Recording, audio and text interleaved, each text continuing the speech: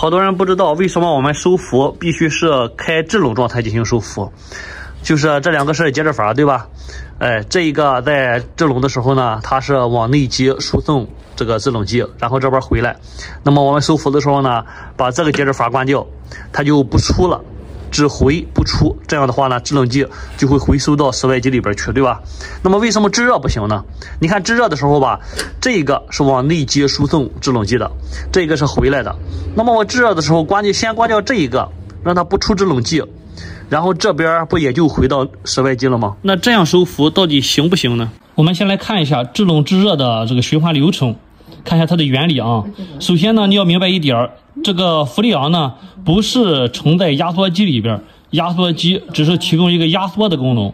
这个氟利昂呢是存在于管路当中的啊。我们看一下制冷过程中，压缩机然后出来的高温高压的气体，通过这里边，然后再经过室外的散热片，然后呢在这里呢冷凝降温，变成气液混合物或者是液体比较多一些啊，再经过毛细管，经过细管回到内机，在这边呢进行蒸发，然后吸热降温，产生制冷效果，然后再通过粗管回到了压缩机。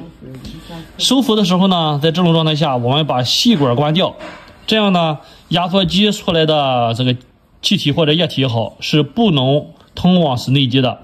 然后内机的制冷剂呢，被压缩机抽回到整个外机里边。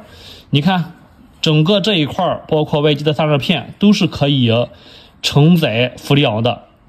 那么制热呢，为什么不行呢？我们来看一下制热的原理。制热呢，压缩机压缩出来的高温高压的气体呢，通过4通阀直接经过3通阀，就是那个粗管，进入室内机进行制热。那这个地方呢，如果说你关掉它，不让这个制冷剂出来，然后这边往回收，不行吗？答案是不行的啊！你看，从这个地方到这个地方，它的管路特别短，没有外机也没有内机啊。当成这个管路里边呢，压缩机往外不停的排放这一个制冷剂，盛不了多少，它就满了，这个排气就没有了，那么它的吸气能力也就下降，就几乎达不到这种吸排力的这种作用。所以说这个氟利昂呢是收不回来的啊，就是这个原因啊。那这本书呢，对空调的这个原理说的都很清楚啊，大家想学习空调可以看看这本书啊。